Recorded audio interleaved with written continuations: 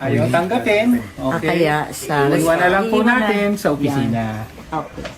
At sumunod tayo sa rules ng Sa mga hakbang. So malinaw po yun. Okay. Ito po Ito. Ayun na po. Pwede po bang i-receive? Di ba? Kahit ordinaryong kartero, i-receive nyo, di ba? Oh.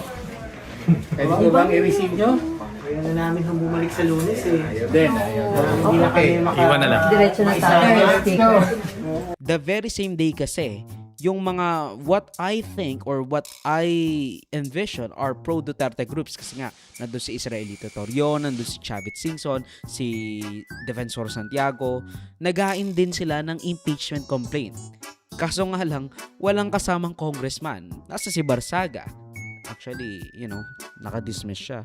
Nasaan yung mga Duterte? Si Omar, si Pulong, at kung sino pa yung isa, hindi ko na alam.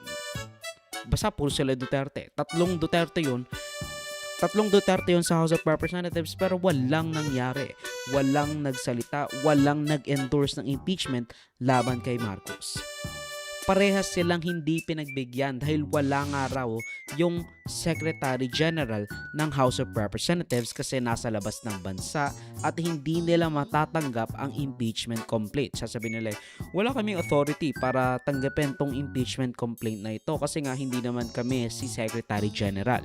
Ang sinasabi naman nila Tino, this is the office of the House Secretary General, which means they have technically received it. Now, of course, parang ang weird na hindi nila tatanggapin yung impeachment complaints porket wala yung isang tao, porket wala yung House Secretary General.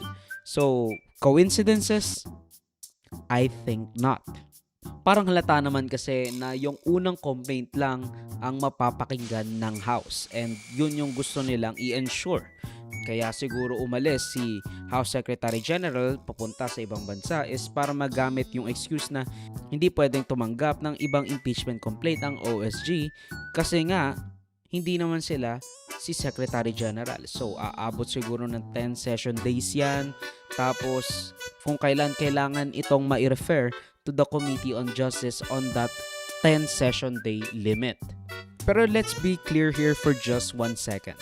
Lahat ng mga may hina raw na complaint laban kay Marcos, yung mga lutong Macau raw, ay galing din sa mga bibig ng kampo ni Duterte. Yun yung mga pinagsasabi nila.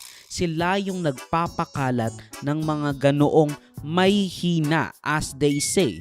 Mga may hina na complaint laban kay Marcos na